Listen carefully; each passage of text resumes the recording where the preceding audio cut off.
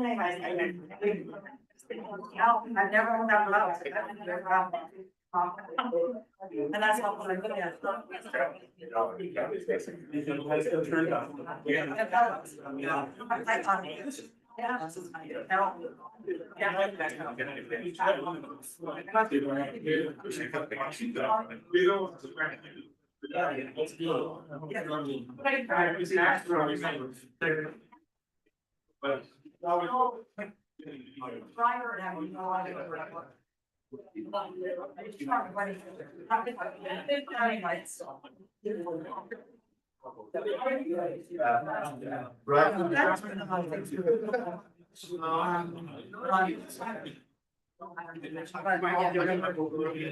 already gave you.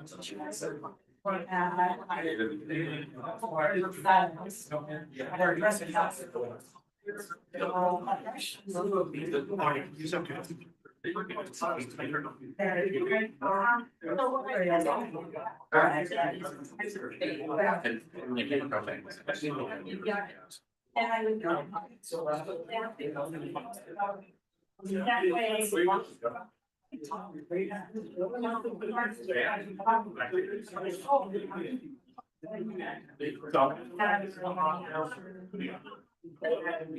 Yeah.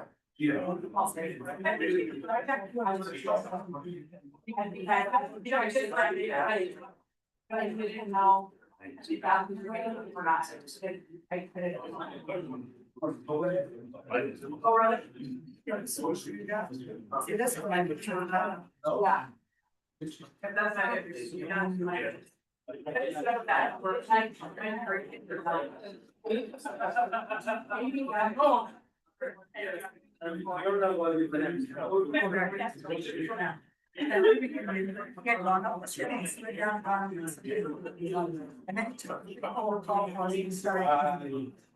all my hair down here, like, yes, sir. There's our.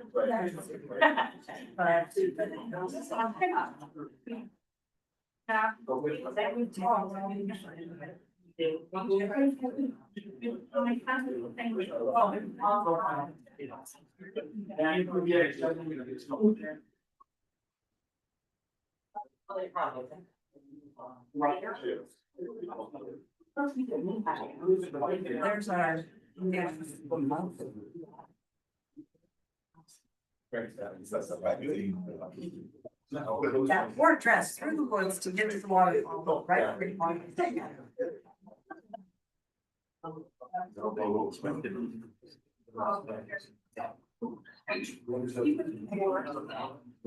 A low surfer, put it on greenhouse. Thanks.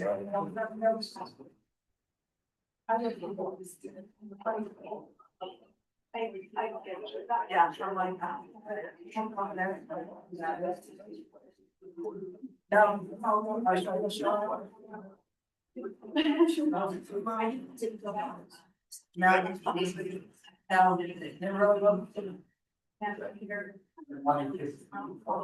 I would have almost, oh, and that picture looked more like this.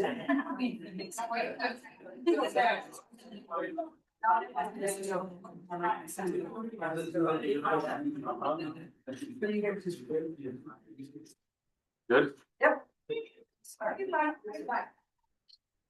All right, we will get started again. I know this may seem like a boring topic, but I promise Springmeyer will make it lots of fun. Wow.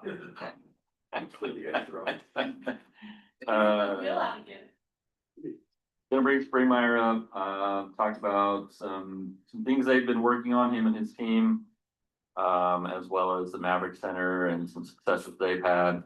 And not the entire list of new businesses, but a decent list of some things that have come to the city. So thanks, Ron.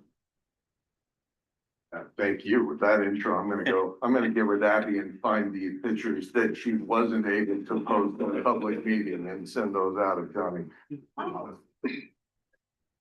Okay, medical and biomed is an area that over the last year, we've seen some great successes and great steps forward. Obviously, we all know about the University of Utah Reckless Health Campus, and we know about Nusano, at least in name and in theory. Well, what you may not know about Nusano is not only do we have the manufacturing building that many of us got to tour with the 10 feet thick concrete on all four sides. They've also relocated their corporate headquarters from California to West Valley.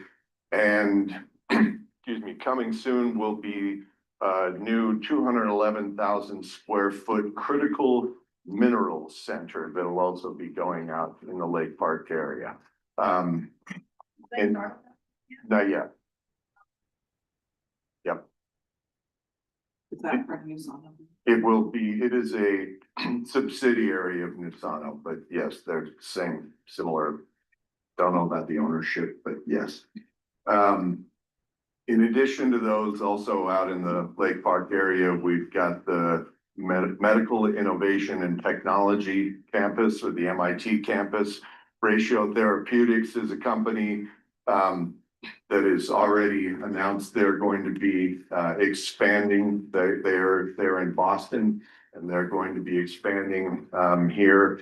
In addition, Sego Therapeutics is also in right now. These are examples. When Nusano came in, we were told and told you that the growth of them, of the reason this was such an exciting company for us is the opportunities to put these radioisotopes. They need a delivery system, and the lifespan of a radioisotope is 7 days. So sending it across the country, it doesn't work. So we're seeing an influx, and we're seeing more and more of these pharmaceutical and therapeutic companies that are locating here to be in Nusano's orbit. We've got, and I can say this because Mr. Hansen said it in planning commission meeting. I wasn't sure it was public yet, but since he did, I will. They're working on a cancer treatment hospital coming.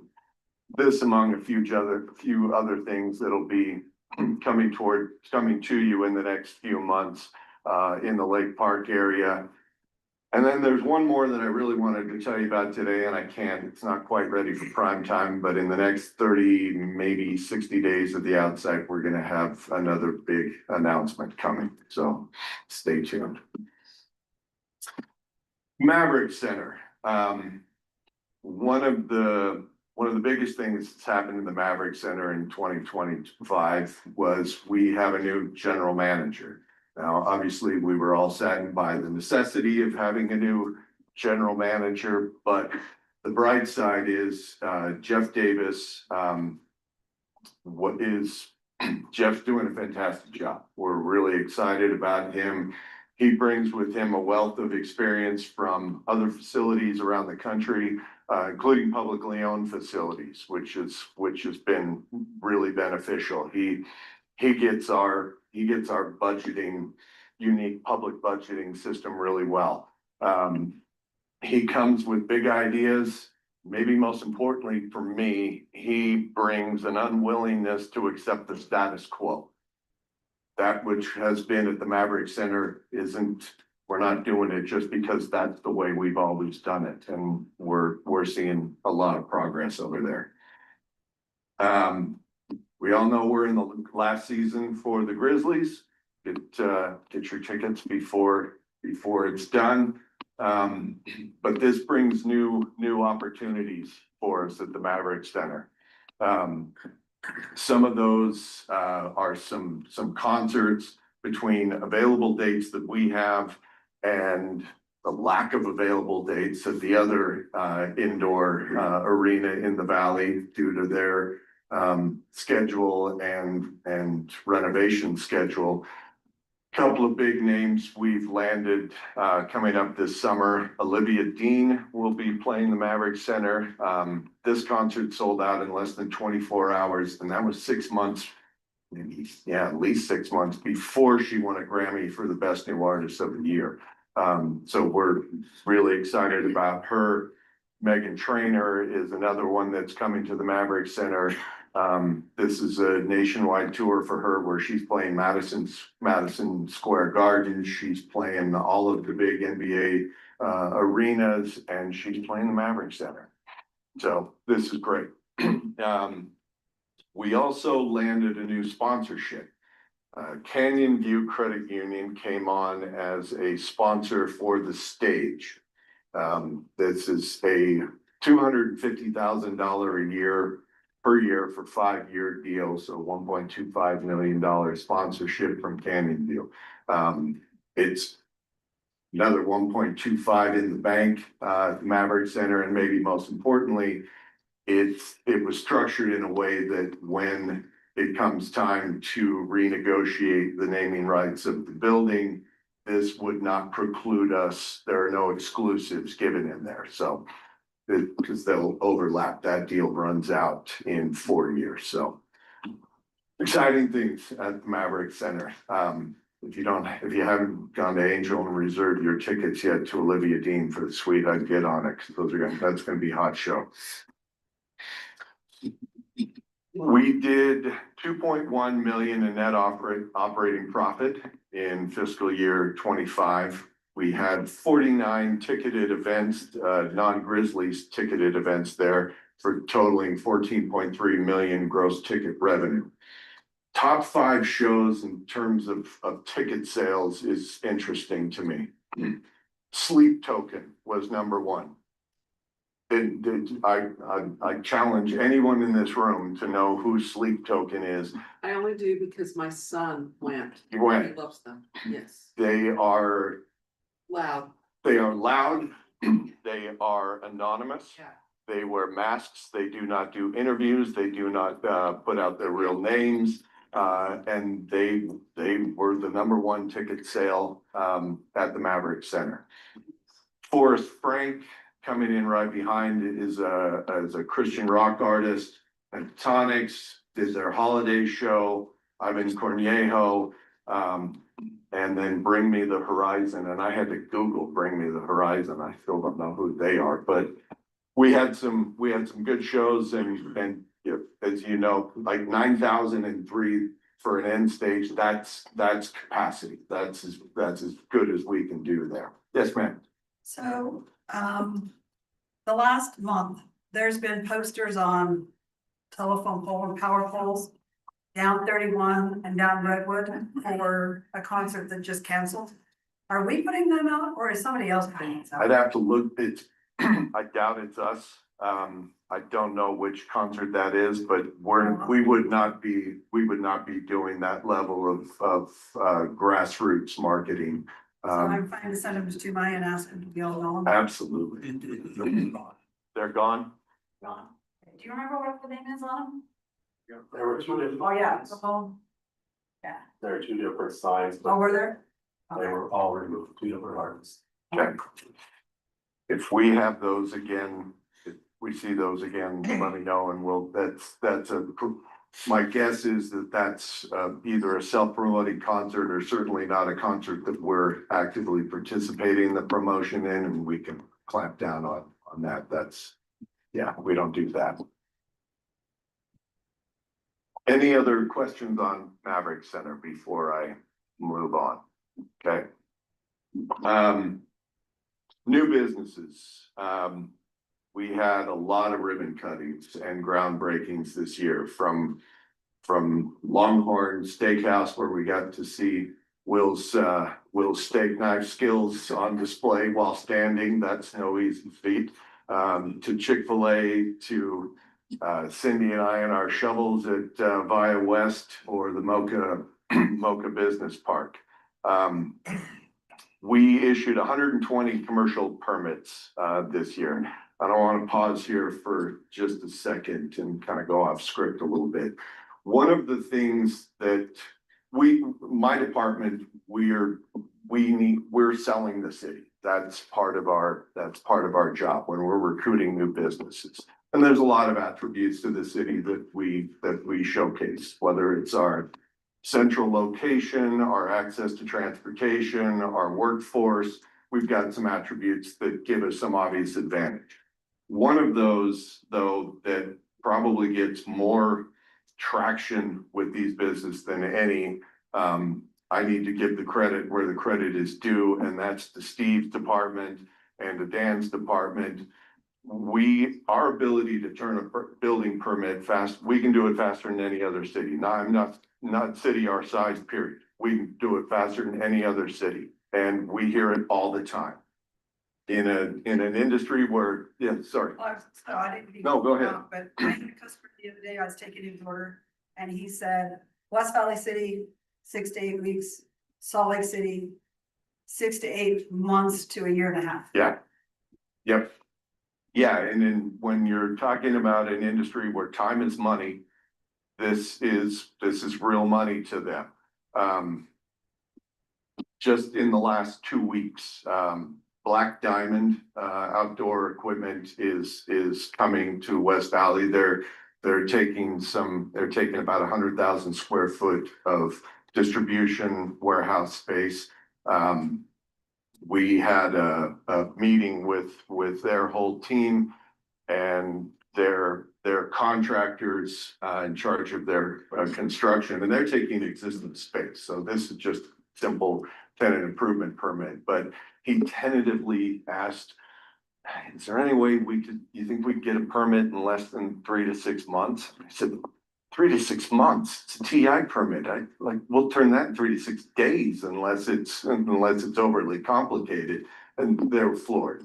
And then just last week, Steve and I were and Nate and Bridget were on a conference call, or a Zoom meeting with Site Selector that's looking at relocating a business, and they're looking at a couple of different sites, and same thing, how fast can you turn a permit? Like, if it's a TI permit, 2 weeks, it's new construction, 6 weeks, and they're stunned. And it's a huge advantage for us. So in 2025, out of the 120 commercial permits issued, total almost $330 million in new CapEx. Those permits broke down to 35 of them were new construction for almost $283 million, and 85 were TI for $46 million. The highest value of the new construction were the Discover North and the MIT, both in that vastly or quickly growing biomed sector that we were talking about. I should also point out, this was a down year for us in terms of building permits.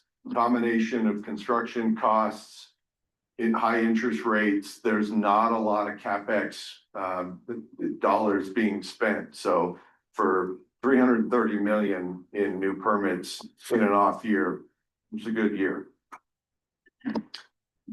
That is my presentation. I'd be happy to answer any questions you have. Yes. Going back to the permits, I'm just curious, so what it is that we're doing different. Are we missing things? I mean, I think it's great.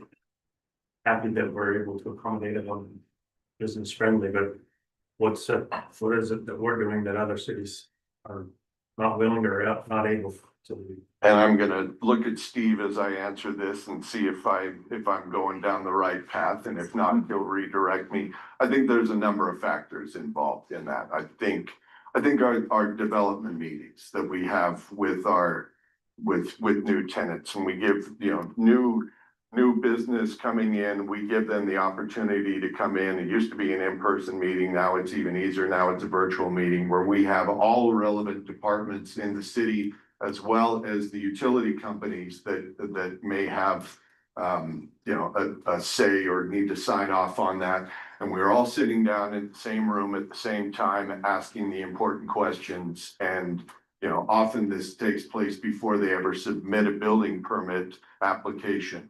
So we're getting ahead of the game and solving a lot of those problems before that permit application is even submitted.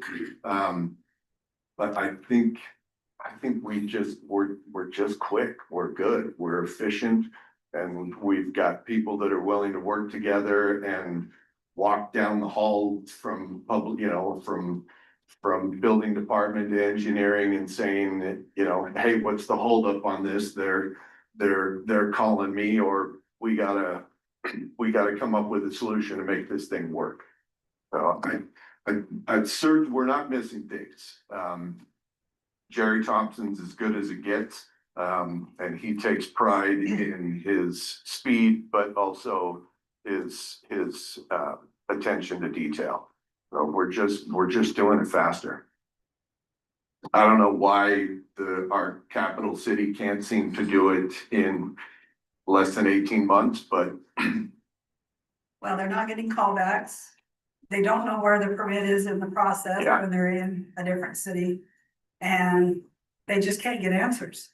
And here they get callbacks, they get the attention they need. Yep. And each other is just, and I think our portal system has helped out a lot as well. It's all done electronically. They're uploading the files. Oftentimes the delays, when Steve's office gets these calls, we'll get a call saying, hey, it's been 10 days. I haven't heard anything. Where's my permit? And then the answer is check your email. Because we responded and gave you back a red line 48 hours after you submitted it, and you weren't looking for it yet. So that's often the biggest delay. More often, and it's usually the engineers and the contractors, obviously not the owners, but they're not expecting it for a week to 10 days. So when it comes in 2 days, they're not looking for it yet, and they'll miss them. and we have Fred working with another city. And the person in the building department would say, well, I need this engineering. Well, I sent that to you in 3 emails ago. And they're not just coordinating. So Yeah. I think our staff is just so Yep. seasoned and know what they're doing, that they're on top of it. And I'll take a little bit of credit on my department for that. Nate, one of Nate's jobs is to be that concierge service. And, when we had the meeting with Black Diamond, he said, when you submit for your permits, email me right when you do it, because now I can track it. And not that, any of Steve's guys or any of Dan's, guys need a kick, but we can shepherd along the process, and we're just giving a little bit more of that hand holding and concierge service to it. Steve, did I miss anything there? Okay. If I can add on to, I really do think they developed a culture where, like Jonathan is saying, Nate as well, it's been awesome. Because it's not normal. It's not a normal, my previous cities I've been in, I get complaints, and that's more normal, to get complaints from businesses. I haven't gotten, there's not much that rise to. Because there's a culture that they've established there. I think it's been a while, like, certainly well before I got here, right? I wish I could take the credit for any of that, but I think they've been rolling this way for some time. Yeah. And, just, it's hard to know, it's not normal, it's not a normal thing to be that responsive and that quick, and that kind of turnaround. And it makes my job that much easier. To add that as a cherry on top to all the other attributes that we can sell as a city, to let them know that we'll be ready faster than you are, is usually what we tell them. Okay, thank you.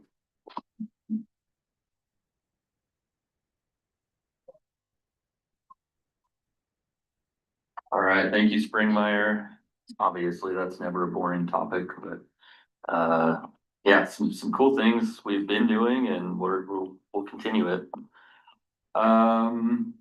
Next, we've got Sam Johnson coming up, talking to us about a little bit of some crisis communication. Something we have to always be prepared for. It's something that I believe we're very good at.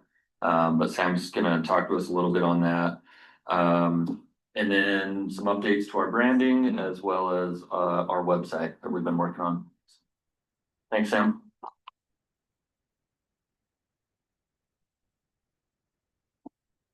Hello, Mayor and Council and everybody. I think the first thing we want to talk about is, I think we need to change the name of this. It doesn't feel like a retreat. So if we can, I don't know what that should be called, but if we could make that adjustment, I'll work on branding, or our team will, to try to fix that, so.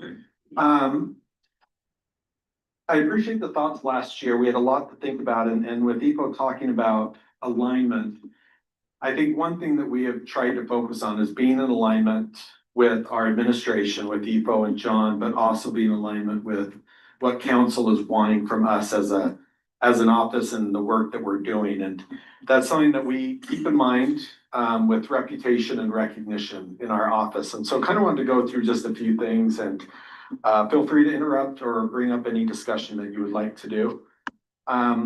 With media relations, I just wanted to, and I'm gonna hit this fairly quick, but jump in. And we've had some great comments from all of you over the past year about things that you see in the media and things that we're doing and what we're trying to accomplish. And I'll just go through it. So understanding the story being presented, we get hit up almost every day by different media about different issues that are happening. And there's always an angle to a story that we're trying to identify and understand. And one thing that EPO has talked to us about is this a story that we want to be involved in? We get roped in as being the second biggest city in the state. And with the team that we have, we get asked a lot by media to often become the face of whatever issue's out there. And if it's a good issue, we're happy to be that face, but they try to force us into being the face of something that we have no interest in being the face of. And one of the things that came up recently, and we see it in the news, is ICE. And they love calling us saying, hey, we want to get you on camera. We want to talk to you about it. Look at what Salt Lake's doing. Don't you agree with what they're doing, or don't you disagree, or whatever it is? And it's things that we have to constantly evaluate our direction as a city and what we want to attach our name to. And when it's not something that we want to attach our name to, we're happy to put out statements, clarifying what we believe. We just don't want to be the ones that are being interviewed and brought into a situation that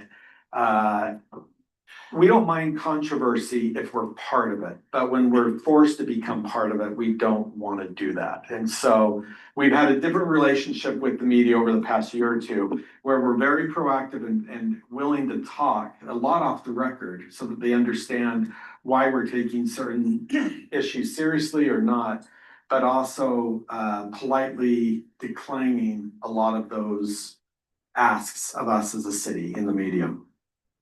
Any questions on that? It becomes fairly complicated, and I'm proud of my team because we often have discussions as a team of how do we want to approach this issue and what do we want to do and where do we want to be. We had a great example of positive stories about 2 weeks ago.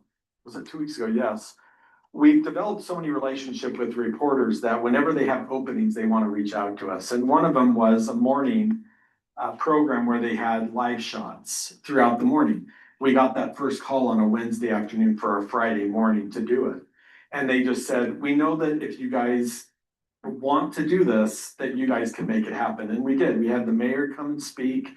We had EPO that came and did these live interviews that morning. We had Fire talking about the blood transfusion program. And it's things that we appreciate that the media is starting to look to us more about the positive things that we can start talking to them about. Some of the things I've got different, allow the experts to speak. One thing that we try to do as a city is when there is a specific topic, we want to get our expert in front of it. So it's not the PR guy trying to spin it to the story. If it's a story on Public Works, we want to get someone from Public Works that can speak directly so that when people see it, they're realizing they're listening to an expert, not someone trying to spin a story. Not that I ever do that, but one of the things.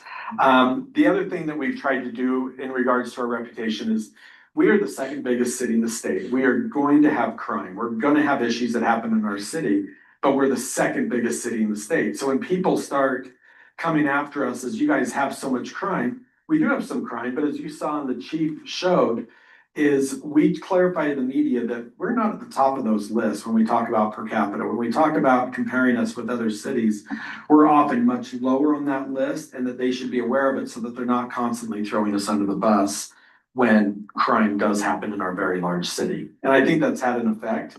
Also, and I know this was something that the mayor believes in, and we do as well, is some of the things that happen that are bad in our city are from bad places like Sandy. And I don't know if I should say that, but it happens from people outside of our boundaries that bring their crime ways to West Valley City. And so one of the things that we do, and we've done it in the past, but now we're being forceful, is where is that person that did that thing in our city? Where are they from?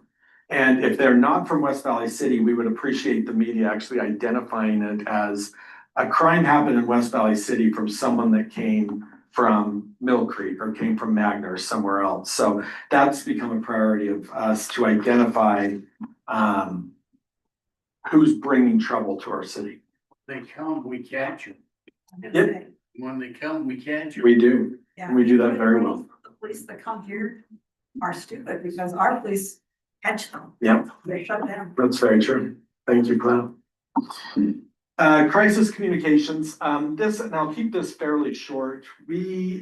I do believe we do this very well. We have situations that are high profile and high impact, and our team takes a very thoughtful approach, and we appreciate John and EPO with their guidance in it. We are lucky to have such great chiefs in Chief Jacobs and Chief Evans, who are always willing to talk us through those things. And just a quick little explanation of what my team does when that happens. And the things that we're trying to keep track of is, if we take and I'm sorry to bring up West Fest, but we bring up that situation that we had last year. In that kind of situation, the chief finds out what's happened and she relays that to EPO, and EPO typically gets that out to all of you. The chief then talks to Roxanne on my team and gives all the information that she has. Roxanne then calls me, and we come up with a plan on how we want to work with the media and how do we want to get the word out to our residents. And then I work with EPO as we move forward. Roxanne continues to work with the chief and the investigator from our side that's handling the case. Then we instigate our team, and we have Travis from my team is here, and we have several members of our team that do everything from rounding up the media that's going to be near where West Fest was. And I'll take that specific example last year when that happened. Travis and Matt McKellar went right out to the shopping mall across the street from where West Fest was to round up the media, get them all situated, answer basic questions, but have them ready for the press conference that Roxanne would do. I went out to the site with Roxanne, and Roxanne met with the investigators, and I kept an eye on what was going around so that we understood what we were getting into when we talked about it.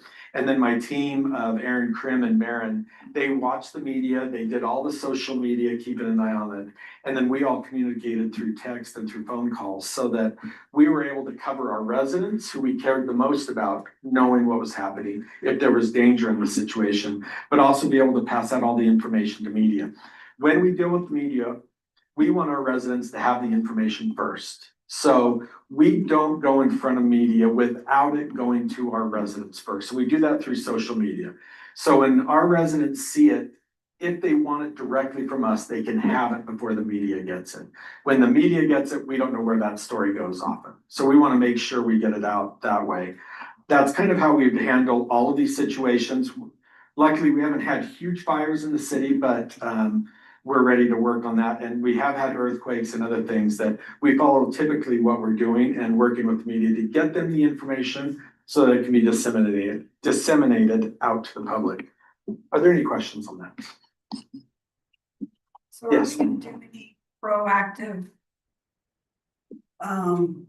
information about how we're gonna make West Fest safer this year?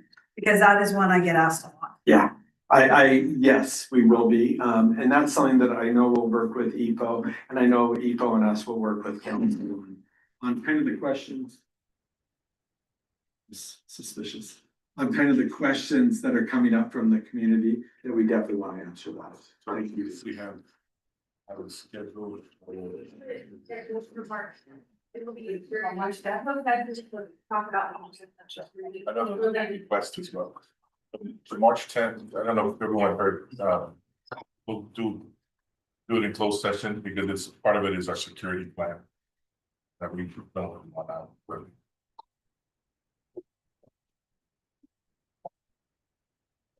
Any questions on what we've gone through so far? Yeah. Branding, and I see it on some of your shirts. We're gonna talk about that. So in the beginning, and I don't know if we've shown this before, but we had the Tri-City, and that is Granger, Redwood, and Hunter. We've all heard of what we could have named our city differently, but those are the cities. And this was, and I believe you've heard the story as well. This was an employee that came up with the logo. Just wrote it on a napkin basically and turned it in, and West Valley City ran with that logo that we see right there. And you can see, I'm gonna move this guy over. There we go. So that you can kind of see how the evolution has happened with our branding. And these were more in the 2010s. These were pre-2010, and then we have the past decade. That's what we've used. We've used the blocks right there, and then we've got our seal. We consider that our seal, not our logo. That is our actual city seal. And this is where we have now moved. And so we've got the logos, we've got a black and white version, and then we have the colored version, and then we have the seal versions, both of those. The thing that's been exciting about having the logo out is our residents recognize it and see it. I was at the barber shop up on the East Bench, and when I came in, he saw that I was wearing that. He's like, West Side Pride, go West Valley City. And I'm like, yep, he saw the logo, knew what it was. Our residents know it and they use it, and we see it more and more. I hope you're seeing that more in our community, but I think it's such a great way for people to show their pride in the city with the logo. And then you see the seal, which is a little more formal. We have it on on a lot of our materials, obviously, but I think we're using the logo more and more. Any questions on the seal and the logo?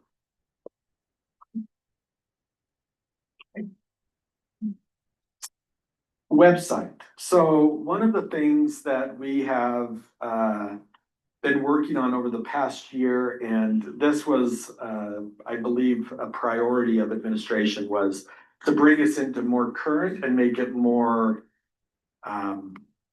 something that we can all be proud of in our website. And so I wanted to kind of show you a little of how that's changed. This was our original website years and years and years ago, early 2000s. Those people, they may still be alive, I don't know, but they looked like lovely people on our city website back in the day.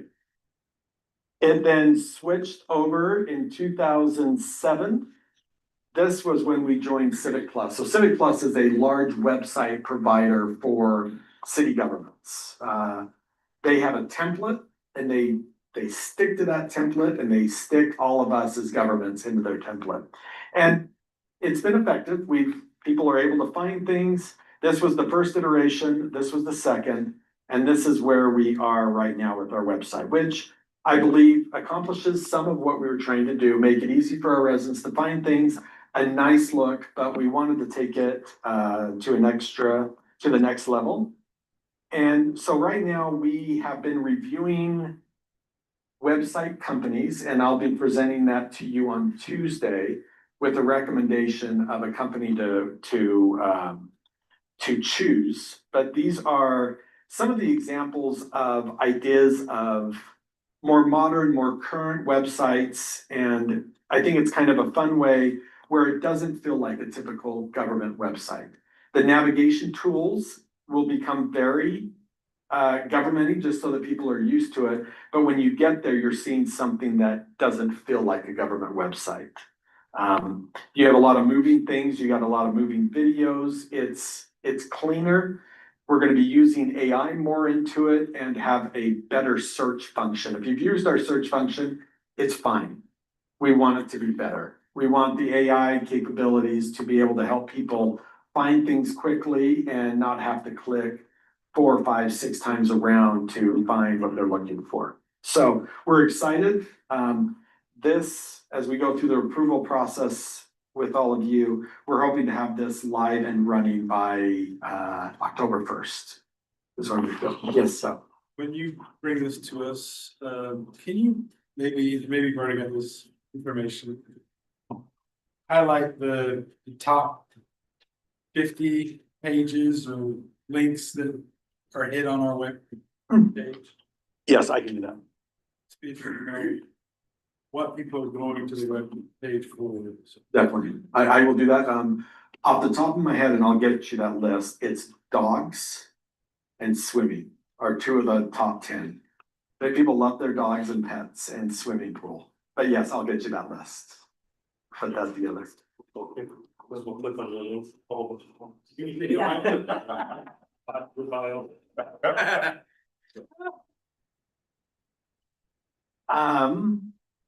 Yes, yeah, I will get that for you, and we can talk about why we chose the company. We had, this is a spoiler alert, and Nicole, did we have, that was the most RFPs we've ever received. We had 58 companies that actually put in a submittal. So Aaron Krim basically locked his door for 2 weeks, just going through every proposal, and then we all met, discussed them all, and then presented to EPO and John, and came up with one that we think's a winner out of the 58. One of them was a $15 million proposal. So, and we picked it, so I can't wait to propose that. Gonna be great. Fantastic. But it was a $15 million proposal for a website. One guy doing all of the work, and he times it out by how many hours he thought it would be at his rate. $15 million. Or that. Yeah, you would. Any questions on the website? Or any thoughts or any concerns about some of the work that we're doing as an office? I know we have part of our office with our management analysts who we appreciate very much. We've had a chance to work a lot with them on some different projects and support their work that they're gonna be doing, that they're gonna be showing, but you'll see more of some of the things that are exciting with our outreach to residents. I just Yes. wanted to say, I've appreciated being kept in the know, because when things happen, your neighbors and your friends and people in the city call you. So it's good to know, and I've also learned when to talk and when not to talk. And I've learned to refer them That's to good. your. No, and I do, and I appreciate that, council member. I think if you do get any media calls, you are welcome to do whatever you want as a council member or as a mayor. You're also 100% welcome just to say, thank you, let me turn you over to Sam, and we'll go from there, because I don't want you ever to be caught in a situation. And if they do get you with a phone call and they start asking you questions, you can let them know, I'm sorry, I'm not able to talk right now, but here's Sam's number, talk to Sam and we can work out something to talk to you. We're happy to do that. I've appreciated those text messages or emails that I'm very suspicious, so I just think they're gonna trap us, and I just give it all to Sam and he makes it go away. And I don't get myself in trouble. No, thank you, Mayor. Is there any way that you would like us to communicate? I know EPO reaches out to you. Is that the way that you want? I can get the information. We don't ever want you to feel like you're not getting, and I don't mean, because I know EPO's getting you that, but if there's more that you ever need, please let us know or let me know, and we'll make sure you're getting any additional information that we're allowed to release at least. And to Sam's point and question, even the things that I'm sending, there's obviously a whole lot more that's going on. It's just, so there's certain things that I pick and choose to not bother you guys with, but so if there's more, as you see that's coming down, because there's a lot of things Sam will send me that maybe I don't send it to you guys because it's maybe not gonna get to the news, or there's something that's not worth but if there are things that you've seen that you wish that you would have known before, let me know and we can figure that out too. I don't think you could Like the 3 carbon dioxide deaths, I got questions on that and. So, heard anything other than some of the. And maybe that's a question too, Ipo, on, is the group me that we use with all of you, is that what you guys appreciate, or do you want it in a different medium on how you get that information? I don't know what's I preferred. like the group me. Okay. That's, but I think to Will's point, I mean, over communicating would probably be better than under. Yeah, there's numerous things that I found out on the 10 o'clock news that I thought, oh, okay. That might have been better to have a little bit of news. But then next year we might say, yeah, under communication. But that's good to know though, because there's some things, like I said, Sam communicates, very well, Chief does as well, she'll send me things and, not everything that comes to me. I'll put on there, maybe I'll start with that, maybe everything they send to me. We'll see how that is. Yeah. Yeah. Okay. Thank you very much.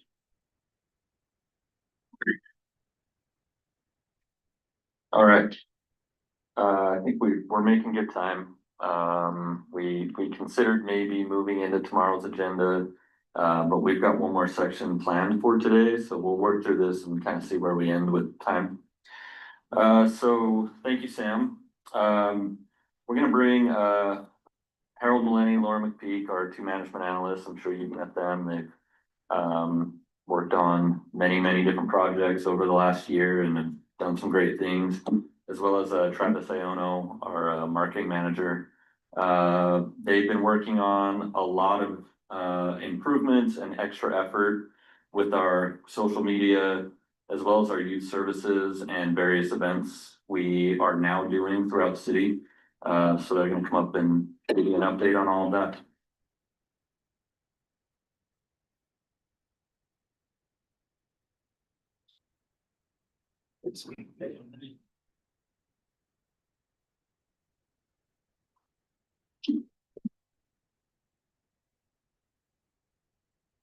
I bought a laser clicker just for this.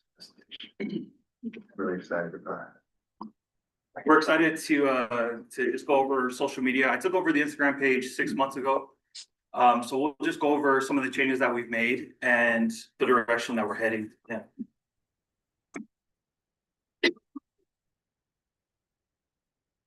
When taking it over, we had to establish our purpose, direction, and strategy, right? The purpose of social media is pretty simple. It's to be social, it's to build engagement, but it's also to make people, move people to act, right? If we can establish that purpose on social media, sky's the limit, right? That goes into our direction.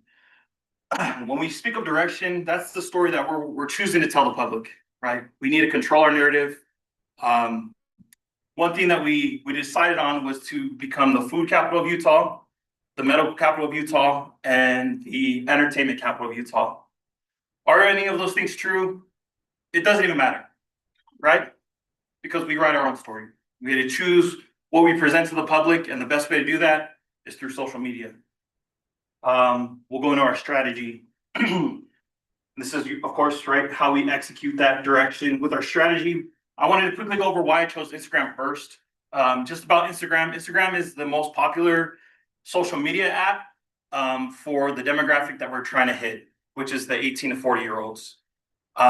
We choose that because it's been untapped and an untapped demographic for the city for far too long, right? So social media, Instagram accomplishes that, but that's just a start. Just know that we started with Instagram and we're moving to the different social platforms, but we needed a base to start with. Instagram, like I said, it's the most popular. It's catered to smaller accounts, much like ours. And then, yeah, like I said, it reaches that neglected or untapped demographic.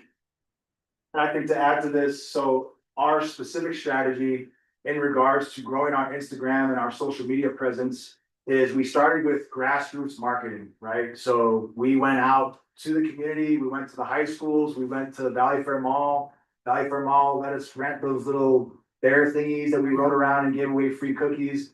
And that really helped us to engage the people, but it also helped us to build new relationships. So we were able to meet people from different businesses, from Crumble. It's crazy what people will do for a Crumble cookie every time we take those out to people. And basically we have a relationship with Crumble now to where anytime we need Crumble cookies, they can just provide those for us. So being able to capitalize on our current connections and then build our network has really helped us to grow our social media accounts. And another thing I'll add is that, sorry, our goal wasn't to post more and like post every day, but to make people feel something when we were posting so that they would come to events, engage with our presence on social media, and engage with us in person too. There's two numbers when it comes to marketing, especially in social media, that we need to be cautious of, right? Is our engagement rate, which is our likes and comments. The formula is there, right? The engagement rate is how many people are actually commenting, liking, sharing our posts. That's what's most important. Our reach rate, that number is dependent on how many people see our content. So these two rates you'll see in the next few slides. We'll talk about. We compared some of the top cities within Utah, and then also cities that are comparable in size to us. Yeah, and just to add to this, for the engagement rate, so social media, Instagram specifically, used to have an algorithm, and the algorithm would choose what you see on your feed. And that was based before on how often you would post. So if you would post a ton, you'd post every single day, multiple times a day, a lot of times that would push those stories onto your feed. That algorithm has changed, and now what matters the most is what Instagram thinks you're gonna be most interested in. And the best way to drive that is through engagement, right? So if your friends, your family, the people that live around you are engaging with content, it's gonna push those posts to your timeline, to your feed. So that's a big deal when it comes to strategy, is boosting our engagement. Sorry, just to piggyback on that with the engagement rate, and a little bit more about the algorithm. Instagram wants people to stay on Instagram, right? So that they can push out their ads, their marketing that they have. So the more that people engage with our content, the longer that they stay on Instagram, the better we sit in the Instagram algorithm. So that's the goal. It's just to stay on top of people's feeds, because like Harold mentioned, it's not like it used to be in 2023, 2024, where it was a chronological posting, right? You see what Instagram wants you to see. But we'll go into that a little bit more. I'll start with Salt Lake Government's Instagram page. There's a few things that I want you guys to notice here. You'll see that they have 15,000 followers. They have 15,000 followers, and yet their engagement rate is 1.32%.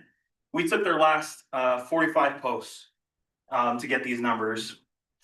A good engagement rate on Instagram is anywhere between 3 and 4%. So they fall below that engagement rate, though they have 15,000 followers. One thing to note here as well, piggyback off of what Sam talked about, branding. With West Valley City and us controlling our branding, we want to feel like a premium product, especially when people see us. So you'll see that the branding is very simplified and it's noticeable, it's recognizable, right? You see that on these, this is a snapshot of their last 8 posts on their Instagram page. I couldn't tell you what they're posting about. Most municipal government pages use Instagram or social media as a bulletin board, which is dated. I'm not going on social media. I'm not going on Instagram to see a bulletin board of events or things that are happening, right? I need something more. You'll see that they have, I don't know what's up here, but yeah. And it goes back to the purpose of social media, which is to engage and to be social. So we're not trying to be an information bulletin board. We're trying to engage the population. And by the way, I hope you're all taking notes, because this will help you with your own personal Instagram account, right? So. Also, something to bring up is Salt Lake is the capital of Utah, and you'll see things like Park City is on here too, and it's just missed opportunities. You know, everyone around the world knows that Salt Lake City is the capital of Utah. Everyone around the world knows that Park City is a ski thing, but they don't market themselves well enough to even know that. Just that's fine. Just, it's low hanging fruit for some of these bigger cities. Draper, get them on here. Draper posts every single day. They post on their stories as well. You'll see that it's still all over the place with their aesthetic. Their engagement rate falls below 1%. Their reach rate is only at 12.3%. So they have 8,000 followers, but they're not doing something correct, right? And so it's just missed opportunities. Harriman, another one of those bigger accounts, they have 12.9 thousand followers. Yet they're I still don't understand what they're trying to accomplish here, right? Still super low engagement rate. Reach rate still a little bit lower than it needs to be. And something else you'll notice too is like, there's so many words, right? Don't go on Instagram to read a book. Okay, so just not dogging on any cities, but you'll see what ours looks like soon. Like Lauren mentioned, Park City, for as beautiful as Park City is, if I'm an outsider looking in, I wouldn't be able to tell that from their Instagram page, right? Your Instagram page is like your portfolio of what your city looks like, or what it is, or what story they're trying to tell. And I couldn't tell you what story most of these cities are telling. You'll see that these thumbnails are the placeholders for the post, right? They're not fit to the screen. It's all cut off. Images are poor quality. It doesn't fit what Park City really should be. We keep going. Salt Lake, you see that they're low, much the same. They're posting about everything that's happening in the city, things that they should be posting on their website, right? Not things that they should be posting on their Instagram page. Maybe even Facebook is okay, but I'm not going on Instagram to see these things, to read all these words on the graphic and then read all these words within their caption. And another, I was just gonna say, this is a good comparison to our city because we have very similar followers, same follower amount. and another important thing is that social media is about building trust and helping people feel connected to your city. And when they feel connected to your city, you'll notice that the engagement comes naturally. So these low engagements means that people don't feel connected to their city. Again, St. George, much the same. St. George has a ton to capitalize on. They're like the recreation capital. They have like all sorts of marathons and huge events. Pretty good engagement rate here, 1.5%, but just keep in mind that a successful Instagram is anywhere from 3% to 5%. So something to keep in mind. Average likes, average comments. Provo, this one is like, this is so upsetting for me to see as someone, as a strategic marketer, right? They have 27,000 followers. Provo should be low hanging fruit, right? They have so many kids and so many young adults that are on social media, yet they don't capitalize it because they're treating social media like it always has been for municipal. They're treating it like a bulletin board. They're treating it like it's just a task to do.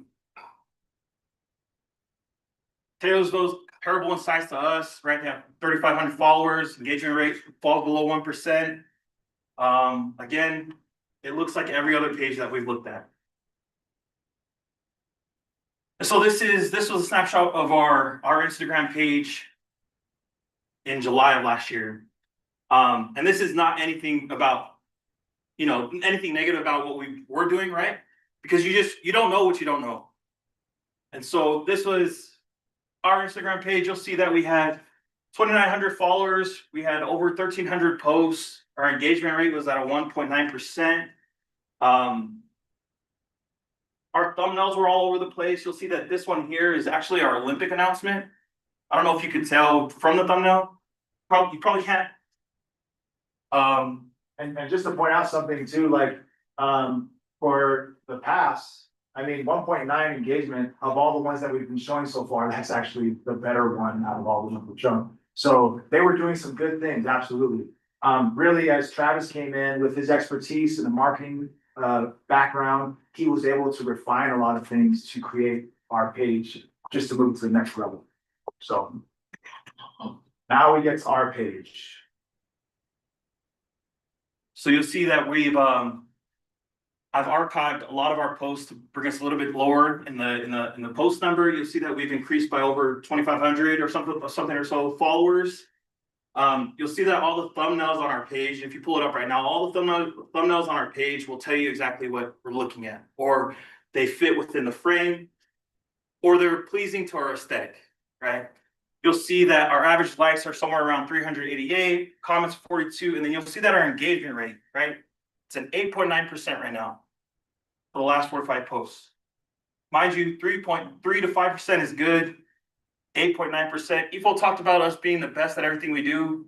I promise we're the best municipal Instagram page in Utah. Yeah, and let's actually show that list. So this is a list that breaks down all of the different cities that we just went over, their engagement rate, their reach rate. And I mean, it's not even close, right? 8.9% engagement rate, 280% reach rate. We've also grown followers by close to 2,000 followers in the last year. And I mean, we're just killing it. And really it goes back to the strategy, right? The strategy was grassroots marketing, going to the people, bringing the government to the people, having them engage with us. And then simple things that Travis brought to the table that were huge, made such a huge difference with aesthetics, with keeping everything uniform, and then being able to engage through videos and different things. And by the way, we're gonna get into, we're gonna show our Instagram page. Is there a link on this next slide? So we're gonna pull up our Instagram page. And we're gonna show you some of our recent posts. And one thing that we did in regards to strategy is we leveraged events. Okay, we used events to drive our social media engagement, and then we used our social media engagement to drive participation in our events. And so by instituting some new events in the city, some new exciting, fresh ideas, we were able to drive up engagement significantly. So we're gonna scroll through some of these different events and ideas that we had, just to kind of give you an idea of how we were able to leverage that to boost our engagement. You have to log in, John? Yeah, it's not dead. Oh, Sure. Yep. The scavenger hunt that you did a while back. Yeah. Which was great. I noticed recently Terms trying to do something similar, and I don't know if it's the way they pitched it, but the very first comment was, "This is just weird." So for the events that you're doing, I think spot on, and the way you're presenting it, Yeah, people are catching, or people are participating a lot more than I think other cities are trying to follow suit and do similar things, and people are, well, this is weird. yeah, we're the trendsetters, absolutely. And delivery is everything, right? The way that you market yourself, the way that you deliver makes a big difference. And I just wanna, while we're pulling up this Instagram page, I just wanna give a shout out to Travis. So as we're going through strategy, I wanna point something out. If you were a new city and you were trying to boost your engagement on social media, the best thing that you could do is hire the most popular person with a marketing degree, right? Because what do they already have? They already have connections in the city. And something that Travis and I have is we have so many connections. And so this isn't something that we've been building for a year. This is something we've been building for our whole lives, growing up in West Valley City and having the connections that we have. And that plays a huge part when it comes to engaging the community and having those connections, capitalizing on those connections. So Lauren's gonna pull up her page. Don't look at any of your.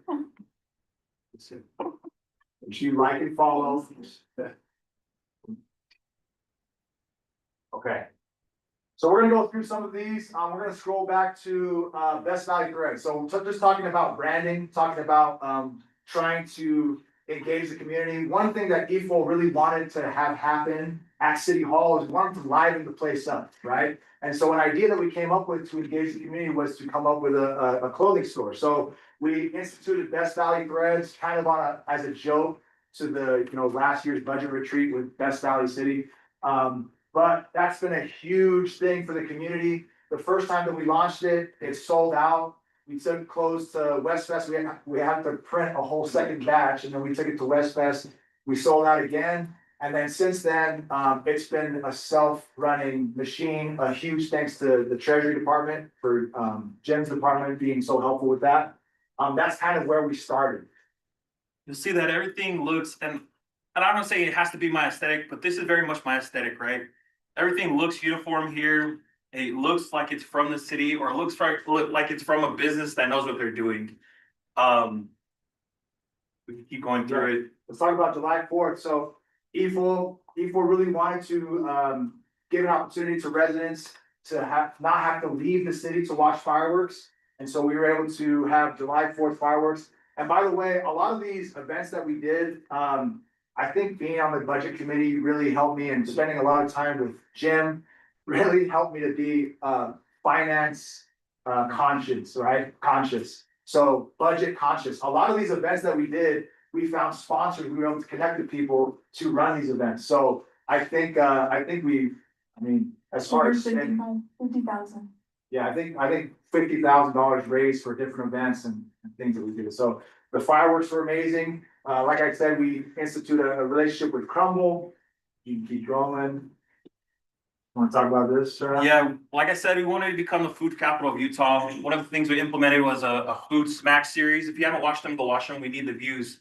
But we just took any business in West Valley or any restaurant that would respond to us, we'd go out there and visit, and we would not rate their food, but just highlight everything they had to offer, right? Yeah, and this is an original idea that we had. If you haven't watched it, the whole idea behind it is food smacks. And so we've had an influencer, a TikTok influencer, come on our show, and he would literally smack his mouth after eating the food. That was kind of like that's what stamped it as officially amazing food. And so it was just a fresh new idea that we were able to come up with that drove up engagement.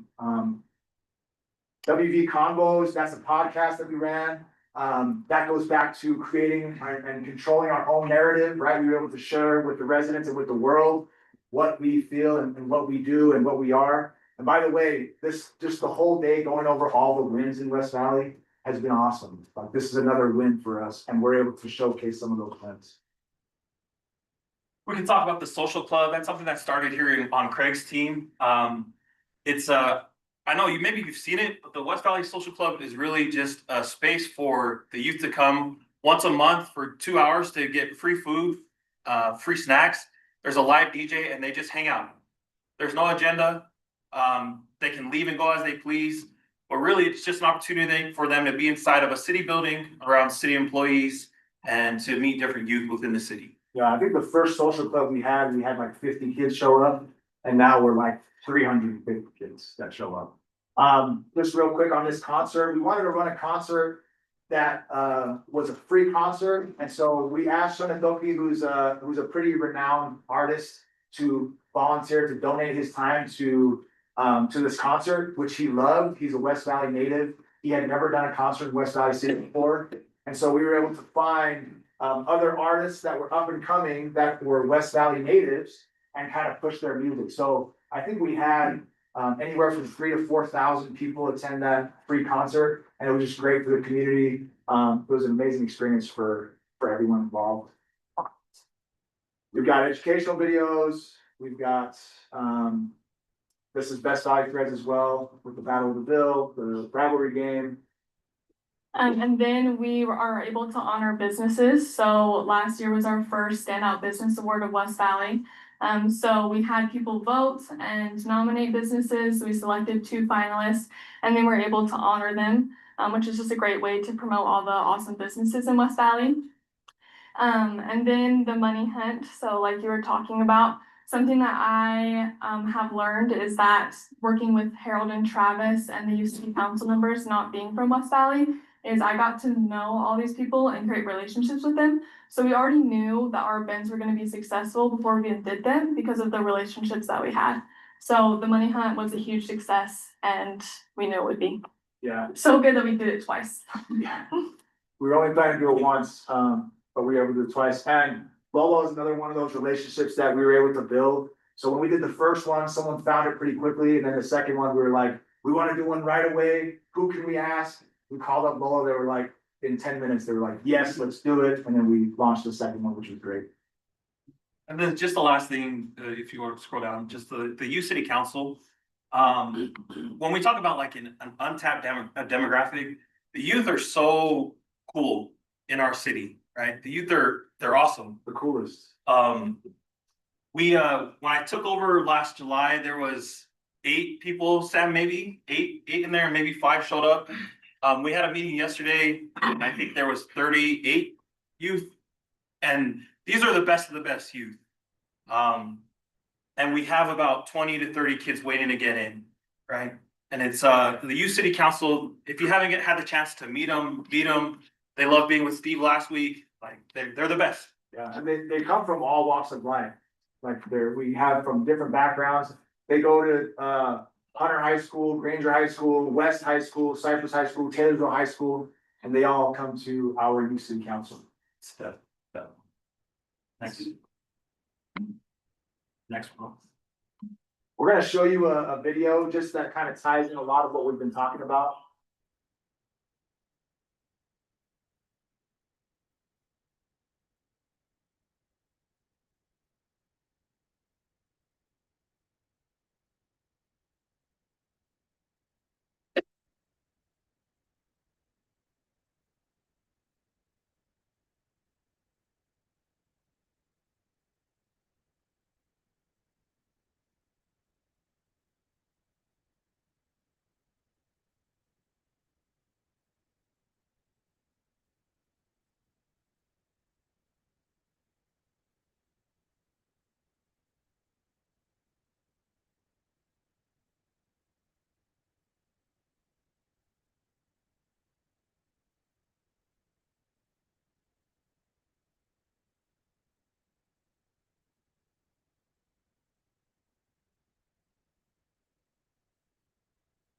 Cool.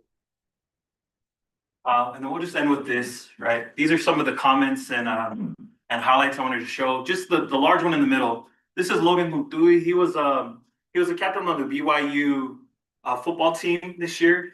This was a post-game press conference after he had an interception against Arizona State.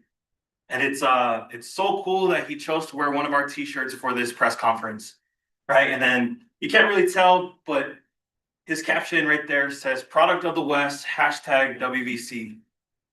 I think it's important to note that the people from West Valley City are so proud to be from West Valley City, and they should be, because we're fantastic. West Valley City is so great. And so you'll see that Logan, that's just free views for us, right? He tags our city page. That's just free. That's free views for us. You got people like Bachelor, that's an influencer on social media. You got Cassidy Condi, who's proud to be from her hometown. She has somewhere over 5 million followers on Instagram and TikTok combined. You have Kyrus. He was just in he played in the Super Bowl just 2 weeks ago, right? Commenting on our posts. These things are important, but they're also to note that, like I said, people are proud to be from West Valley City. Talk about some of those highlights from the 4th of July. Yeah, and the cool thing about all of this that we've been doing is, like Travis said, West Valley City people are very proud, right? I mean, there's people in this room, some of us grew up here, and we're very proud to be from West Valley City. And by engaging them and interacting with them and talking to them, it just brings out that pride even more. You can see it in the comments, you can see it in the DMs that we get, and they just love to be from West Valley City. And the more that we give them to be proud of, the more they're gonna push that out, right? The more that we are showcasing all of these wins that we're having as a city, the more they're gonna wanna share that, just because that's who we are. We're proud to be West Valley City residents.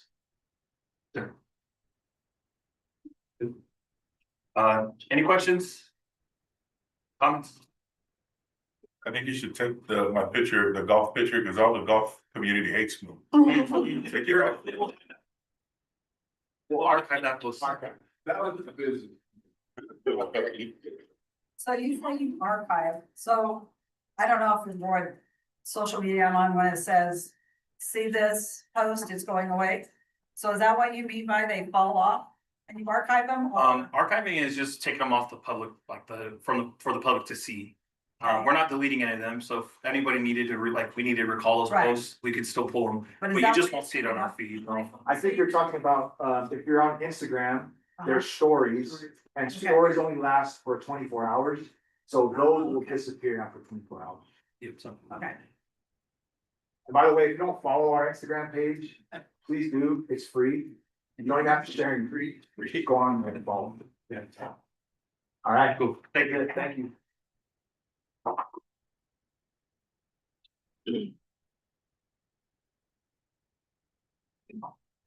All right, thank you, Harold, Lauren, and Travis. That is what we had planned on the agenda for today. We also plan to potentially go till 5:30.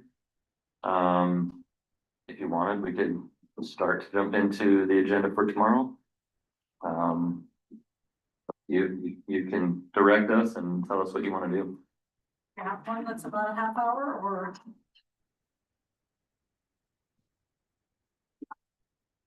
Greg, we had you plan first thing in the morning. If you're ready, we can jump into it. Are you ready? Yeah, go ahead. Okay. Bring the rest of Spartan. I told I had 7 minutes, so this is gonna. You got as much time as needed, so. Lots of questions. Same day too. I was planning a dance tomorrow morning to start the morning off, so sorry, I'm not gonna see that now. No. It's too late, I've already had. Right, give me. I apologize. All right. So planned for, we'll jump in right now as well as tomorrow morning. We wanted to just bring to your attention some topics, some presentations on things that may be coming up in the next year or so that we want you to be aware of. We may want some input from you. So these are more focused on what we're looking at over the next year. Yep. Again, please comment, ask questions on anything that sparks your interest, and we'll take note of things. But that's kind of the focus of our next section, is what's coming up in the next year. So Greg's gonna talk about some of our community events he's looking at. Thank you, Craig. So we're talking community connection today. So with the new department, I thought it was important for you to understand, or to remind you maybe, our department is all about community connection. Our mission and purpose statement as a department, as the Utah Cultural Celebration Center, and as the Division of Neighborhood Services, it's all about connecting residents, engaging residents, having fun with residents, getting them involved in the community. So everything we do really actually fits into these 5 components that you talked about last year. Just as a reminder, you know, sense of community, attractiveness, diversity, prosperity, and reputation. If you think about all of our outreach, all of our connection with residents, we're really talking about these things with the residents. And we're trying to help them connect with city resources. We're helping to engage them through the community resource centers and actually, you know, have them find pathways to be more prosperous in the neighborhoods, in the community. So this is our department in a nutshell. I was told that maybe you didn't want to see this. So this is kind of what we do. And we're all over the board a little bit, right? But our main focus areas are, you know, our community committees, our My Hometown programs, our neighborhood services programs, department support that we provide, arts and culture programming, the cultural center itself, and West Valley Celebrates. So those are really, and then the special projects. So we're kind of all over the place. We have our fingers in everything a little bit, feels like. We're a small but mighty team, if you will. So what I wanted to first touch on were resident committees. Some of you have been involved with our resident committees. We invite you to come out to any of them at any time you would like. But these committees really have the potential to connect with these residents and help them and have them kind of advise us what we need to be paying attention to. They are our champions within the community as well. They provide a little bit of project oversight. If you think about Spring Fest, West Fest, they provide a lot of valuable service and connection for us. The civic engagement, the fostering of community pride, they incubate creativity, and then they also just help us nourish new relationships within the community as well. So why is that important for us? We have the West Fest Committee, we have the Clean and Beautiful Committee, we have the Healthy West Valley Committee, Interfaith Committee, Veterans Committee. But we're thinking, can we do more? And so, we are looking at more. Our next committee that we're thinking about launching this year will be the Faces of West Valley.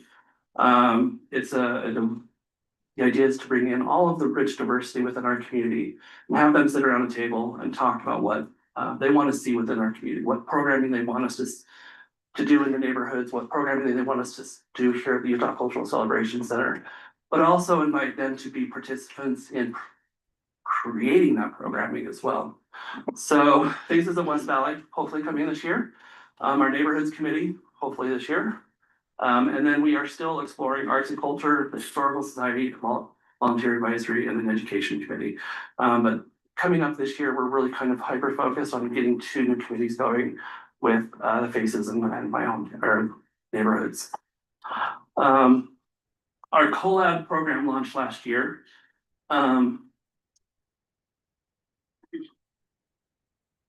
We hoped for 8 applicants. We ended up with 52. So a little bit overwhelming. We actually accepted about, I want to say 26 of those applicants actually were accepted. Part of the reasons some of them were not accepted, they didn't fit into the model. They were profit-based, or simply we didn't have the dates available. So as kind of reprogramming here at the Utah Cultural Celebration Center, we're dedicating Monday through Thursday for rentals, Fridays and Saturdays for community events and for collab. Most collab events want to happen on the weekends. Most of our rentals are businesses or corporations. We're pushing them to the Monday through Thursday. It's been so successful. We did hope to bring back the partners program. That is kind of on hold right now, just based on capacity for our team. But we are also going to be thinking about a signature line for our collab. Some of the events that we have coming up, a statewide mariachi competition for high school. We're bringing back a powwow. We already have Day of the Dead. So we're looking for these signature programs that really celebrate our community. But also signature programs that are created by the community that we simply provide the space for. Eventually, we'll get to the partners. But this year, really just taking a breather and trying to get through collab celebrations for this first year. Just as a heads up, every weekend is booked in 2026, so don't try to get anything in here. Along that line though, in 2025, and 2026 is going to be even better. In 2025, in rentals, we estimate over 70 to 80,000 people came through the Utah Cultural Celebration Center. With our community events that our team does, arts and culture events, that adds in another 53,000 people. So we're reaching quite a large number of people within our community. A really exciting thing from the arts and culture team is Voices and Votes. It is a Smithsonian exhibit. We will be serving as the launch point for the state. It will be touring the state. As part of that, we will be doing an opening reception. We're also going to launch a volunteer service awards this year. So stay tuned. We'll be doing that hopefully the next couple months. We have a new Outrageous Online component with Jake Sloan. It's a beautiful piece, so it'll be really great for you to see. PBS, we're continuing that relationship with PBS through 2026. They'll be doing a viewing of Breaking the Deadlock. We're doing an exhibit called Generations, West Valley Story. That name is changing a little bit off and on, but it's really talking about the origins of West Valley and how West Valley City was formed and what that's meant through the last 45 years.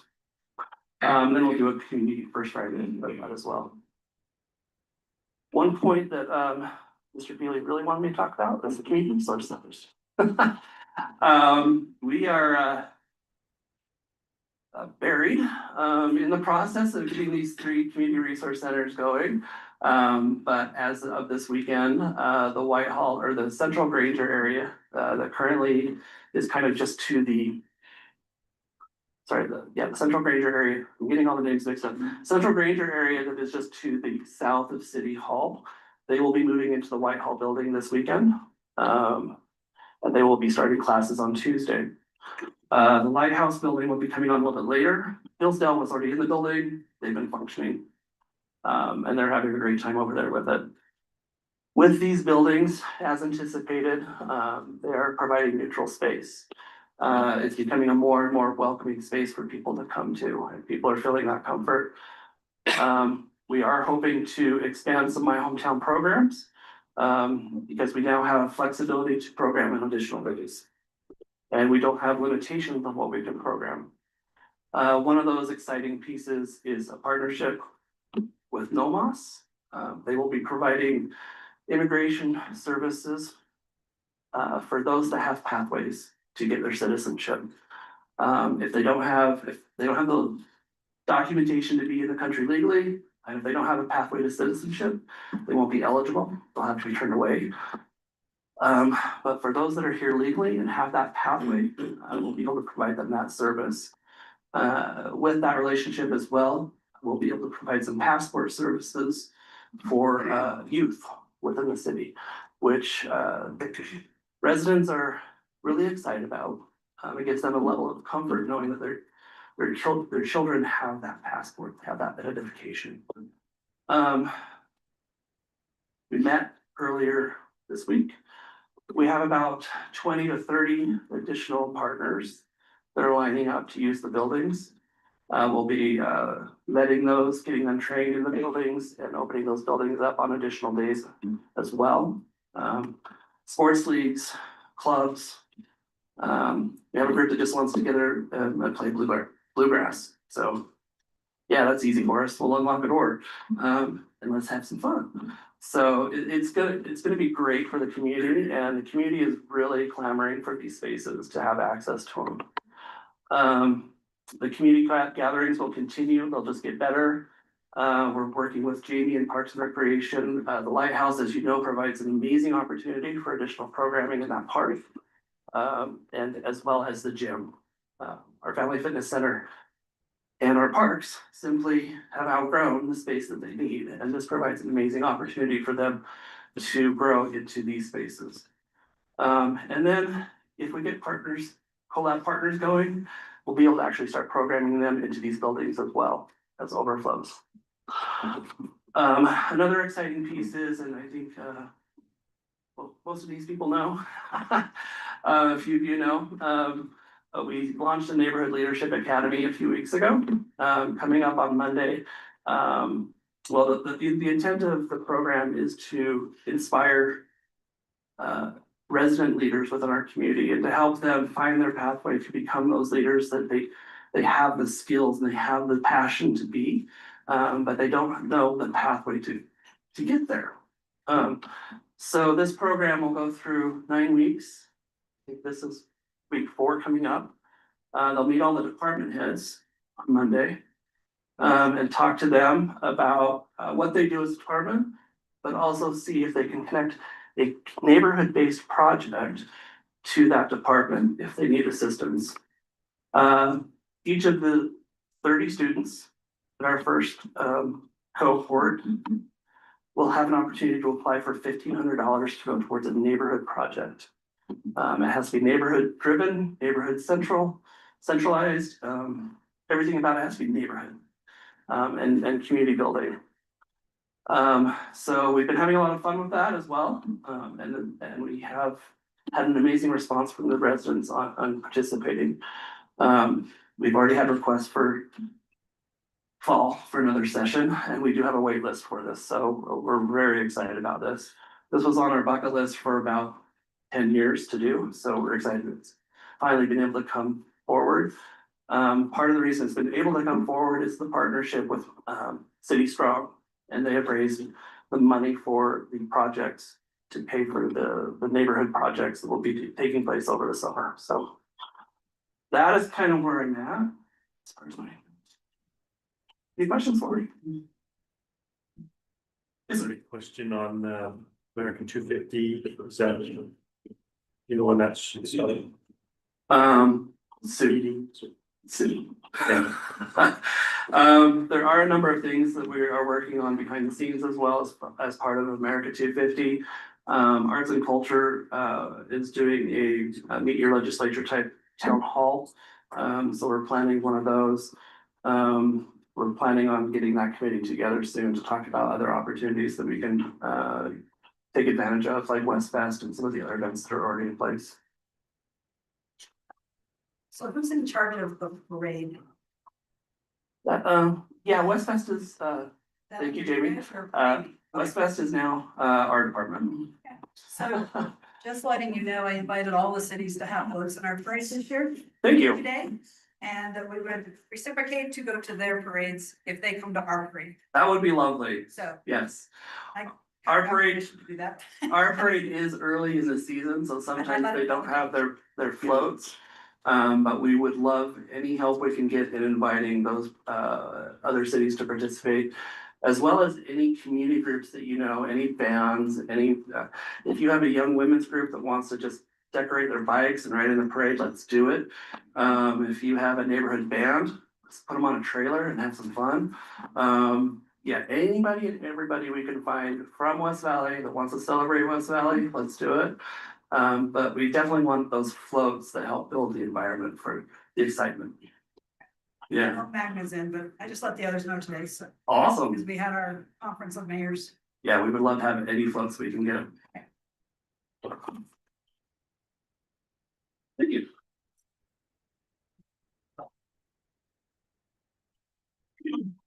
All right, thank you, Craig. I think we're gonna stop here today, so sorry, Steve, you gotta wait till the morning. Okay, yeah. Anything else from the mayor or council for today? Good presentations, really appreciated all the hard work that's gone into them. So thank you. Great. Think- yeah, Nicole, anything else we need to do? Yeah. Okay. Pardon? All in favor, say aye. Aye. Yes, sound good. Thanks, everyone. Let's see, just so everybody knows, I think you all have an agenda, but breakfast from 8:30 to 9 tomorrow, and we will get started at 9 o'clock.